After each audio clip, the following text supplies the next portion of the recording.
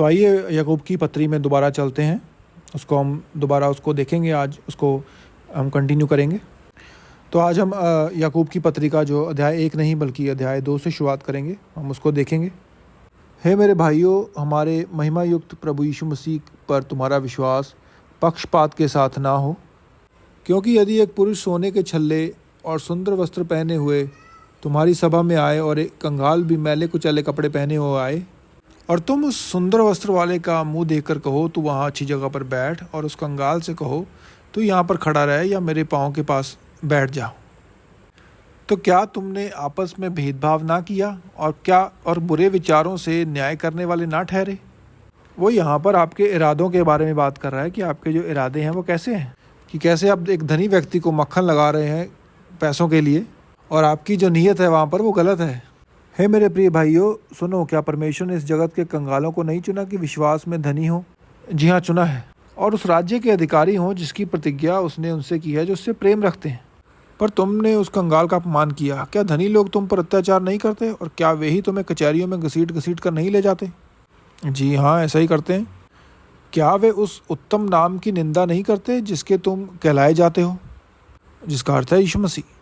तो अभी यदि तुम पवित्र शास्त्र के इस वचन के अनुसार कि तो अपने पड़ोसी से अपने समान प्रेम रख, सचमुच उस राज की व्यवस्था को पूरी करते हो तो अच्छा ही करते हो। पर यदि तुम पक्षपात करते हो तो पाप करते हो और व्यवस्था तुम्हें अपराधी ठहराती है। क्योंकि जो कोई सारी व्यवस्था का पालन करता है परंतु एक ही बात में चूक जाए तो वह सब बातों में दोषी ठहर चुका है। और ये सच्चाई है, इसलिए कि जिसने यह कहा है तो व्यभिचार न करना, उसने यह भी कहा है तो हत्या न करना। इसलिए यदि तूने व्यभिचार तो नहीं किया पर हत्या की तो अभी व्यवस्था का उल्लंघन करने वाला ठहरा। और वह यहाँ ये कहने की बात कर रहा है कि यदि आप किसी का पक्षपात करते हैं तो आप परमेश्वर की व्यवस्था का उल्लंघन कर रहे हैं, क्योंकि व्यवस्था कहती है कि ऐसा नहीं करना है। इसीलिए उसने यहाँ पुराने नियम का उदाहरण दिया। तुम उन लोगों के समान वचन बोलो और काम भी करो जिनका न्याय स्वतंत्रता की व्यवस्था के अनुसार होगा, क्योंकि जिसने दया नहीं की उसका न्याय बिना दया के होगा। दया न्याय पर जयवंत होती है।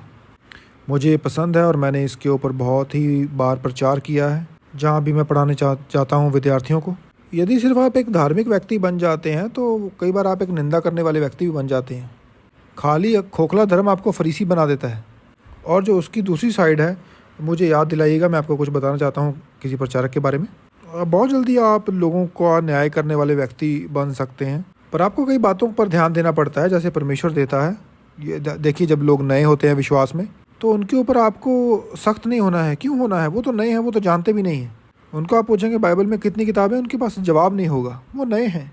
नए नियम में आप पूछेंगे कितनी किताबें, उनके पास कोई जवाब नहीं होगा। चाहे आप उनसे कोई साधारण बात पूछ लें, उनके पास जवाब नहीं होगा। तो उनकी निंदा मत करें, उनके ऊपर सख्त ना हो। पर फिर भी आपको, यदि वो पहले नहीं जानते, आपको उन शिक्षाओं का प्रचार तो करना है। उन धर्म के सिद्धांतों का भी आपको करना ही है। और मैं आपको बताना चाहूँगा एक अद्भुत काम जो परमेश्वर ने किया, और ये पिछले हफ्ते नहीं, कह लीजिए उसके पिछले हफ्ते की बात है। मैंने कहा प्रभु कि मैं नहीं जानता, मुझे नहीं लगता कि मैं गलत हूँ, पर लगता है कि मैं ही हूँ जो इस विषय पर प्रचार कर रहा हूँ, कि जो बाकी लोग हैं वो लगता है उनमें, या कह लीजिए साहस नहीं है, वो प्रचार नहीं कर रहे इन बातों का, कि यदि वो करें तो लोग उनके मुंह पे कह देते हैं कि नहीं आपको नहीं करना है। जैसे कह लीजिए, जैसे मैं कई बार मुद्दा उठाता हूँ कि कैसे स्त्रियों को पोशाक पहननी चाहिए, कि आपको ज़्यादा कपड़े नहीं पहनने हैं जिसमें से आपके अंग दिखें, या ज़्यादा टाइट कपड़े नहीं पहनने हैं। और मैं लोगों से कहता हूँ कि आप इतने मूर्ख हैं, आपको मालूम नहीं पड़ता कि ये गलत है। और मुझे इसको प्रचार करने में कोई तकलीफ़ नहीं है, मुझे करना चाहिए। और मैं किसी एक व्यक्ति पर उंगली नहीं उठाता, मैं परमेश्वर के वचन का प्रचार कर रहा हूँ। और मैं परमेश्वर को कह रहा था कि प्रभु, लगता है मैं ही हूँ जो इस बात का प्रचार कर रहा हूँ। और मैं अपने प्रार्थना वाले कमरे में गया और मैंने अपने आईपैड को खोला, और परमेश्वर ने एक ऐसे प्रचारक का नाम लिया जिसको शायद मैंने पिछले 25 साल से नहीं सुना है। और मैंने अपने आईपैड को खोला और उसका नाम मैंने सर्च किया, खोजा, और वहाँ पे कुछ चुनाव की करने के लिए वीडियोस थी, और परमेश्वर ने कहा ये वाली को खोलो। और जब मैंने उसको चलाया तो मैं यकीन नहीं कर पाया। वो ऐसे था कि जैसे उसने मेरे सारे प्रचारों को ले लिया और उन्हीं को प्रचार कर रहा था। और वो व्यक्ति मुझे जानता नहीं था। और मैंने ठंडी सांस ली, कह लीजिए कि मुझे बड़ा ही शांति मिली, क्योंकि मुझे बड़ा ही अकेला महसूस होता था, क्योंकि बाकी जितने सब मूर्ख हैं वो सिर्फ अपनी बातों का प्रचार कर रहे हैं और कोई कुछ नहीं कहता। और मैंने कहा मैं उनमें से एक नहीं हूँ। और ये जो व्यक्ति था बड़ा, जो प्रचार कर रहा था, बहुत ही अच्छा बोलने वाला व्यक्ति था, उसको कहने का तरीका उसका बड़ा अच्छा था, पर उसने सीधे तरीके से कहा, उसने कोई माफ़ी नहीं मांगी। और उसके बाद में मैंने उसकी दूसरी वीडियो भी सुनी, पर जो उसकी पहली वीडियो थी वो तो ऐसे लग रहा था कि जैसे उसने मेरे सेवकाई के जो नैतिक हैं, मैं जो सिखाता हूँ, उनके नोट्स लिए और उन्हीं का प्रचार कर दिया हो, जो मैं बाइबल स्कूल में अक्सर सिखाया करता हूँ। और मैं बिल्कुल ही भौचक्का रह गया। मैंने कहा हे प्रभु। और मैं बहुतों को नहीं सुनता, मैं कुछ लोगों को सुनता हूँ, पर मैं बहुत ही आशीषित हुआ उस वचन के साथ। हो सकता है मैं भविष्य में आपको कुछ वीडियोस दिखाऊं उनकी, क्योंकि उन वचनों ने, उसके मैसेज ने मुझे बड़ा ही ब्लेस किया, आशीषित किया। क्योंकि ये हमारा कर्तव्य है, हमारी ड्यूटी है, जो सही है उसका प्रचार करना, पर उसके साथ ही हमको उन पर दया भी दिखानी है लोगों के ऊपर। यदि मैं आपको बता रहा हूँ कि जो आप कर रहे हैं वो गलत है, इसका मतलब ये नहीं कि मैं आपसे नफरत करता हूँ। और इसी को न्याय करना कहते हैं। वो होता है कि जब आप दूसरों से घृणा करते हैं उनके पापों के लिए, फरीसियों की तरह वो घृणा करते थे लोगों से और कहते थे हम लोगों के मुकाबले, हम फरीसियों के मुकाबले तो तुम बहुत ही घृणित हो। और मैं भी कहता हूँ कि वो गलत है, पर किसी को कहना कि नहीं जो आप कर रहे हैं वो गलत है, तो ऐसा करना गलत नहीं है, और उसमें परमेश्वर भी आपकी मदद करेगा। और कई बार ऐसे ही जब हम इसी तरह के समाज में, इस सोसाइटी में रह रहे हैं जहाँ पे सब कुछ चलता है, तो ऐसी जगह पर वो प्रचार करने वाला और मेरे जैसा जो व्यक्ति है, हम लोगों को, जो लोग हैं, वो थोड़ा अलग ही तरीके से देखते हैं। तो यदि आप लोगों के ऊपर दया दिखाएंगे, और आपको दिखानी भी चाहिए, कोई फ़र्क नहीं पड़ता कि वो किस हालात में है। यदि आप यहाँ पर हैं तो मुझे कोई फ़र्क नहीं पड़ता कि आपने क्या किया है। मुझे सिर्फ इस बात से फ़र्क पड़ता है कि क्या आपने मन फिराया है और प्रभु के साथ चलने का निर्णय लिया है। कि प्रभु, हो सकता है कि मैं फ़ेल हो जाऊँ, मैं असफल हो जाऊँ, पर आपके साथ चलना नहीं छोड़ूंगा। हे मेरे भाई, यदि कोई कहे कि मुझे विश्वास है पर वह कर्म ना करता हो तो इससे क्या लाभ।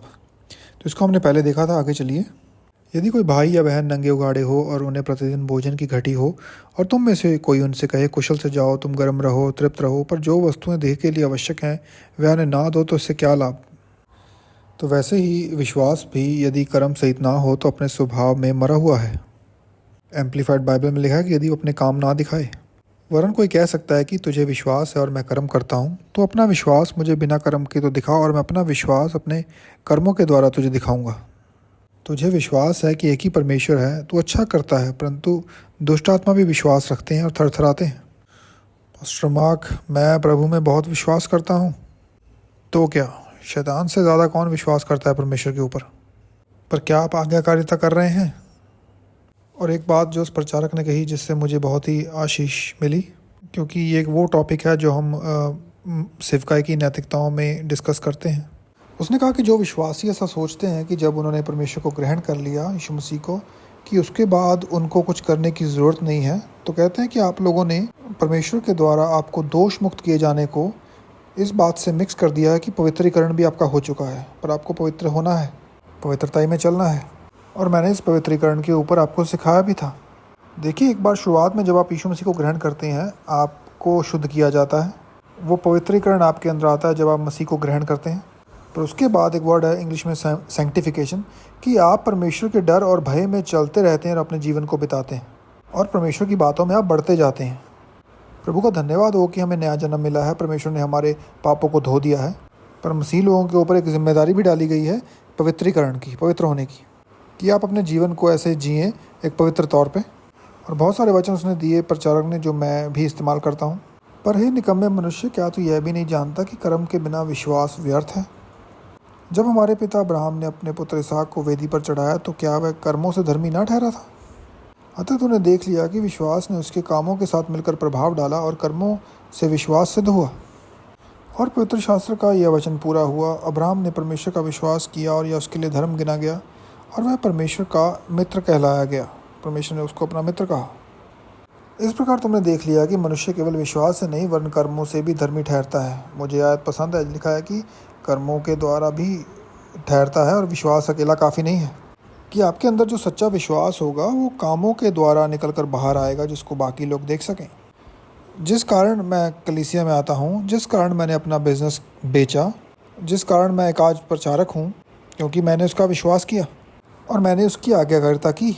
आप उस पर विश्वास करते हैं, फिर उसकी आज्ञाकारिता करते हैं। यही याकूब कहना चाहता है कि अब्राहम ने विश्वास किया, फिर उसने आज्ञाकारिता की। इसलिए वैसे ही राहाब वेश्या भी जब उन दूतों को अपने घर में उतारा और दूसरे मार्ग से विदा किया, तो क्या कर्मों से धर्मी न ठहरी?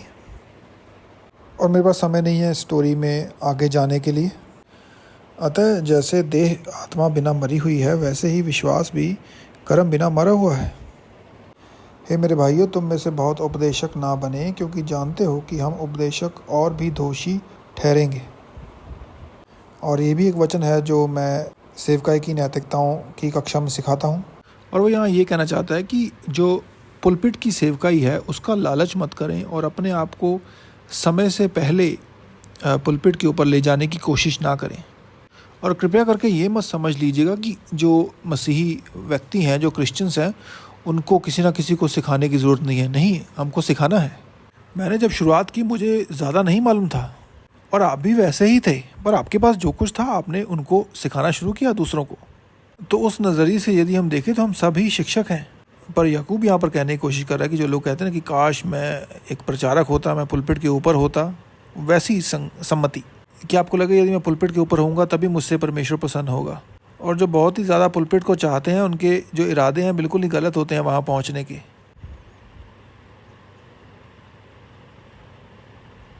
तो कह रहा है कि जब तुम पुलपिट की सेवकाई को ढूंढ रहे हो, पर क्या तुम्हें नहीं मालूम कि वो जो पुलपिट के ऊपर खड़े होकर प्रचार करते हैं और जिनको परमेश्वर ने बुलाया है, वो और भी अधिक कड़ाई से उनका न्याय किया जाएगा। कुछ प्रचारकों का उल्टा है, उनको लगता है कि मैं प्रचारक हूँ इसलिए जो मेरा न्याय है वो थोड़ा सॉफ्ट होगा, नरम होगा। और मुझे लगता है उन्होंने याकूब 3:1 नहीं पढ़ा है, क्योंकि आसान नहीं बल्कि कड़ाई से होगा। अगली आयत हम देखेंगे। इसलिए कि हम सब बहुत बार चूक जाते हैं। देखिए, वो कहता है कि हम चूक जाते हैं, पर फिर भी वो आगे जाके उनको उनके गलत इरादों के लिए उनको सुधार रहा है, उनको अनुशासित कर रहा है। देखिए, आप इस बात को मान सकते हैं कि यहाँ कि हम असफल हो जाते हैं कई जगहों पर इसका मतलब ये नहीं कि जो भाग हम प्रचार कर सकते हैं जिस चीज़ का, वो हम ना करें। जो कोई वचन में नहीं चूकता वही तो सिद्ध मनुष्य है। इसका मतलब कि वो परिपक्व है, वो एक मैच्योर व्यक्ति है और सारी देह पर भी लगाम लगा सकता है। जब हम अपने वश में करने के लिए घोड़ों के मुंह में लगाम लगाते हैं तो हम उनकी सारी देह को भी घुमा सकते हैं। देखो, जहाज़ भी यद्यपि ऐसे बड़े होते हैं और प्रचंड वायु से चलाए जाते हैं, तो भी एक छोटी सी पतवार के द्वारा माझी की इच्छा के अनुसार घुमाए जाते हैं। तो उसी प्रकार ही वैसे जीभ भी एक छोटा सा ही अंग है और वह बड़ी बड़ी डींगे मारती है। देखो, थोड़ी सी आग से कितने वन में आग लग जाती है। आप में से कितनों ने इस बात को समझ लिया है कि जब हम परीक्षा में से गुजर रहे होते हैं तो कितना ही मुश्किल होता है अपनी ज़ुबान को अपने काबू में रख पाना। जब आप अपना आपा खो देना चाहते हैं, जब आप सामने से जवाब देना चाहते हैं। देखिए, नीति वचन में एक बात लिखी हुई है कि जो बुद्धिमान व्यक्ति है वो अपने निरादर को भी कई बार नज़रअंदाज कर देता है। और कुछ लोगों का तो आप निरादर भी नहीं करते, आप उनसे कोसों दूर होते हैं, पर वो फिर भी आपके ऊपर चढ़ जाते हैं। तो जो कहने का अर्थ है कि हमें अपनी इस ज़ुबान को संभाल के रखना है, इसको नियंत्रण में रखना है। देखिए, आप भी कितने इसमें जानते होंगे कि कई बार ये ज़ुबान ऐसी बातें कह देती है जो इसको नहीं कहना चाहिए और कई बार हमें इसको रोकना पड़ता है कि अपना मुंह बंद रखो। और जब कभी आप परीक्षा में से गुजर रहे होते हैं तो ये कई बार इसको संभालना पड़ता है। बहुत सारे लोग हैं इस कलीसिया में जो इस समय परीक्षा में से गुजर रहे हैं और बहुत सारे लोग हैं कलीसिया में जिनको मैं देख पा रहा हूँ और उनमें से कुछ हैं जो अभी शहर से बाहर गए हुए हैं। मैं जानता हूँ उनको। वो मुझे फ़ोन करके या टेक्स्ट करके बताते हैं कि हम परमेश्वर से दूर नहीं हो गए हैं, हम सिर्फ शहर से बाहर गए हैं। और मैं जब अपने कलीसिया के आसपास देखता हूँ तो मैं कई बार हैरान रह जाता हूँ कि तुम इन चीज़ों को सीरियस नहीं लेते, इसलिए चीज़ें आपके जीवन में काम नहीं कर रही हैं। और ऐसा ही होगा। आपको क्या लगता है, क्यों लगता है कि ये चीज़ें ज़रूरी नहीं हैं? और मैंने पता नहीं कितनी बार बाइबल में पढ़ा है कि यदि हम पूरे मन से परमेश्वर को खोजेंगे, और यकीन मानिए उसमें बहुत सारा मेहनत वाला काम है। तो जब आप परीक्षा के नीचे हों, और जैसे कि हालांकि बहुत सारे लोग अभी इस वक्त परीक्षा में से गुजर रहे हैं, और मुझे केवल लगता है कि मैं पूरी कह लीजिए कि रशिया की एक आर्मी के साथ मैं लड़ाई कर रहा हूँ। जी, मैं मजाक नहीं कर रहा हूँ, मुझे ऐसा महसूस होता है। और जब मैं अपने प्रार्थना वाले कमरे में जाता हूँ और बोलता हूँ कि प्रभु, मुझे लग रहा है कि जैसे मैंने पता नहीं कितनी बड़ी सेना के साथ लड़ाई की हो। और परमेश्वर कहता है खड़े रहिए और अपने धीरज को वहाँ पे दिखाइए। और परीक्षाएं उतनी जल्दी समाप्त नहीं होती जितनी जल्दी आप चाहते हैं कि वो समाप्त हो जाएं। जी हाँ, नहीं होती, आदत डाल लीजिए। और एक प्रचारक ने कहा था कि संघर्ष के समय में भी सहज रहना सीखें। क्या आपने सुना है ये कभी? संघर्ष के समय में भी सहज रहें। और ऐसा मत सोचिए कि आप वहीं बने रहेंगे। जी नहीं, आप वहीं नहीं रहेंगे। क्योंकि आपका विश्वास ही बोलेगा मैं यहाँ पर ज़्यादा देर बना नहीं रहूँगा, पर मैं इस वक्त यहाँ पर हूँ संघर्ष में और मैं विश्वास में खड़ा रहूँगा और इस परीक्षा के समय में जो मुझे करना चाहिए वो मैं करूँगा। और बाइबल कहती है कि जब आप उसके पार निकल जाएंगे, उसको पूरा कर लेंगे, तब परमेश्वर हमारे लिए लड़ेगा। पर इस वक्त हम वहाँ पर नहीं हैं और हम अभी जो है परीक्षा के समय से गुजर रहे हैं। और इस समय के दौरान भी मैं आपको यही सलाह दूंगा कि आप उसमें बने रहें, चाहे आसपास कुछ भी हो रहा हो, अपना ध्यान ना भटकने दें। और जिन कारणों से ये चीज़ें आपके ऊपर आ रही हैं वो इसलिए है कि आप कुछ और ही सोचना शुरू कर दें।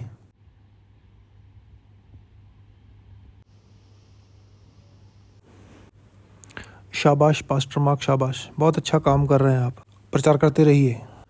जीभ भी एक आग है, जीभ हमारे अंगों में अधर्म का एक लोक है और सारी देह पर कलंक लगाती है और जीवन गति में आग लगा देती है और नरक के कुंड की आग से जलती रहती है। और आपको इस बात को समझने की ज़रूरत है कि कई बार जब आप कुछ बोल देते हैं वो उसकी आपको कीमत चुकानी पड़ती है। और अपनी ज़ुबान को काबू ना रख पाने की जो आपकी कमी है, कई बार आपको बहुत भारी कीमत चुकानी पड़ेगी और ये आपको आपकी नौकरी वाली जगह पर भी तंग कर सकती है। अगर अपने बॉस से बात करते हुए आपको आपकी ज़ुबान पर कंट्रोल नहीं है तो आपकी नौकरी चली जाएगी। आप असहमत हो सकते हैं पर सम्मान के साथ। और यदि आप इसको नियंत्रित नहीं करेंगे और सोचेंगे कि मुझे अधिकार है, जो मर्जी मैं कहना चाहूँ कह सकता हूँ, और उनके पास भी अधिकार है आपको दरवाज़ा दिखाने का और वो आपको दरवाज़ा दिखा देंगे और उनको करना भी चाहिए। क्योंकि हर प्रकार के वन, पशु, पक्षी और रेंगने वाले जंतु और जलचर तो मनुष्य जाति के वश में हो सकते हैं और हो भी गए हैं, पर जीभ को मनुष्यों में से कोई वश नहीं कर सकता। वह ऐसी बला है जो कभी रुकती ही नहीं, वह प्राणनाशक विष से भरी हुई है। इसी से हम प्रभु और पिता की स्तुति करते हैं और इसी से मनुष्यों को जो परमेश्वर के स्वरूप में उत्पन्न हुए हैं उनको श्राप देते हैं। एक ही मुंह से धन्यवाद और श्राप दोनों निकलते हैं। हे मेरे भाइयों, ऐसा नहीं होना चाहिए। और आगे वो कहता है कि क्या एक ही सोते में से, एक ही मुंह से मीठा और खारा जल दोनों निकलता है? जी नहीं, ऐसा नहीं होता है। या तो वो उस पानी का सोता खरा है या वो गंदा है, वो एक ही समय पर दोनों नहीं हो सकता। और वैसे ही ये ज़ुबान है और ऐसी होना भी चाहिए। हमें अपने ज़ुबान को, अपने मुंह को नियंत्रण में रखना चाहिए। और जब आपके जीवन में कोई समस्या नहीं होती तब तो ये करना बहुत आसान है। जब आप सुबह उठते हैं, आपको मालूम पड़ता है कि बोनस आ गया है कंपनी से, मुझे प्रमोशन मिल गई है, बच्चे भी सब ठीक ठाक बर्ताव कर रहे हैं, आप भी ठीक हैं, आपके पति ने भी कई दिनों से आपको गुस्सा नहीं चढ़ाया है, और उस वक्त आपको बहुत अच्छा लगता है और सब कुछ हैप्पी हैप्पी है, खुश है। पर उस वक्त क्या होता है, जब फिर सब कुछ ही कह लीजिए कि उल्टा चल रहा हो। और देखिए, आपको समझना होगा, हम इंसान हैं, इस बात को समझिए। हम में से सब लोग इन चीज़ों का सामना करते हैं। और एक बार मुझे किसी ने कहा था कि जो भाई हैगिन थे और उन्होंने कहा कि उनको तो सब कुछ आसानी से मिल गया। इन दिनों में, इन मॉडर्न टाइम्स में, मुझे नहीं लगता कि उनसे अधिक किसी ने कठिन समय देखा हो। एक ऐसे हृदय के साथ पैदा हुए जो पहले से ही बीमारी में था, फिर बिस्तर पकड़ लेना, उसके ऊपर मर जाना और नरक को देख कर आना, उसके बाद अपनी देह में वापस आना और फिर उसी बिस्तर पर और 1 साल बैठे रहना, इससे पहले कि वो चंगे होते। और उनके हृदय के चंगे होने के बाद भी, और लोगों को लगता है कि उनको बाद में कोई तकलीफ़ नहीं हुई, पर मैं जानता हूँ उनको बाद में भी हृदय में तकलीफ़ हुई, पर वो विश्वास में खड़े रहे। और जब जब कभी शैतान उनके ऊपर वो लक्षण लेकर आता था, वो 70 साल तक विश्वास में खड़े रहे, विश्वास की लड़ाई लड़ते रहे और 86 साल की उम्र तक जिए, जबकि वो 16 साल की उम्र में ही मर चुके होते। और लोग पागल हैं। और मैं उनको बोलता हूँ, क्या मतलब कि भाई है इनकी ज़िंदगी आसान थी। और यहाँ तो सिर्फ हम एक चंगाई के ही हिस्से की बात कर रहे हैं, बाकी चीज़ों की तो हमने बात ही नहीं की। आर्थिक चीज़ों की, जो संघर्ष किया उन्होंने आर्थिक रूप से, परमेश्वर ने उन चीज़ों को भी बदला उनके लिए। तो यदि आप ऐसे किसी समय से गुजर रहे हैं, और बहुत से लोग गुजर रहे हैं, तो धीरज रखिए और कृपया करके ये भी कीजिए, मेरे साथ प्रार्थना में बने रहें कि प्रभु, क्या हमें कुछ चीज़ें अलग तरीके से करने की ज़रूरत है एक कलीसिया के रूप में, ताकि हमारे जो कलीसिया के सदस्य हैं वो संपन्न हो सकें और सफल हो सकें। हर चीज़ को, जिसको भी हम हाथ लगाएं, तो इस बात को खोजने की कोशिश करें परमेश्वर के साथ। क्या पता हमें कुछ चीज़ें अलग तरीके से करने की ज़रूरत हो, तो इसको खोजने की कोशिश करें। क्योंकि देखिए, परमेश्वर हालात बदलने वाला परमेश्वर है, वो चीज़ों को बदलता है। वो हारने में विश्वास नहीं रखता है। वही एक सबसे पहला व्यक्ति है जो हारने में विश्वास नहीं रखता है। मैंने राजा दाऊद को पढ़ा है, सुना है, आपने भी पढ़ा सुना है, जब उसने गोलियत से बात की और वो गोलियत से बात कर रहा था। और आपको समझना होगा, इतिहासकार कहते हैं कि वो 9 फुट 9 इंच का था अलग अलग नाप से वो उसको नापते हैं उन समयों में, तो वो उससे ऊंचा भी हो सकता था। पर कहते हैं कि यदि हम कम से कम भी पकड़ें, वो 9 फुट 9 इंच था उसका कद, पर दाऊद उससे ऐसे बात कर रहा था जैसे वो 5 फुट 4 इंच का हो। तो वो कहता है कि तू मेरे सामने भाला और तलवार लेकर आया है, मैं अपने परमेश्वर के नाम से तेरे सामने आता हूँ और आज ही मैं तेरी गर्दन को काटूंगा। तो मैं प्रभु से कहता हूँ, प्रभु मेरे जो कलीसिया के सदस्य हैं वो कभी जब स्वर्ग में हो इन सबसे मिलें जाके, कि वो जो लोग थे वो काफ़ी मजबूत थे और सीधी बात करने वाले लोग थे। ज़रा सोचिए कि गोलियत के सामने जाना और कहना कि आज तेरा सर मैं काटने वाला हूँ, और आपको लगेगा कि ये इतना काफ़ी है, पर दाऊद को ऐसा नहीं लगा। और वो आगे कहता कि मैं बाकी सेना जो तुम्हारी है उसको भी मारूंगा। और इसने किया, पढ़ के देख लीजिए कि आज हम सब मारेंगे तुमको, क्योंकि वो हारने में विश्वास नहीं रखता था। हारना शब्द उसकी किताब में नहीं था, और वो इसलिए नहीं कि वो अपने आप को महान समझता था, पर वो ये समझता था कि उसका जो परमेश्वर है वो बहुत महान है। उसने कहा कि तू जीवते परमेश्वर का मजाक नहीं बना सकता। तो आप सब लोग ठीक हैं? क्या मैं रुक जाऊं यहीं पे? खुश हैं आप सब लोग आज?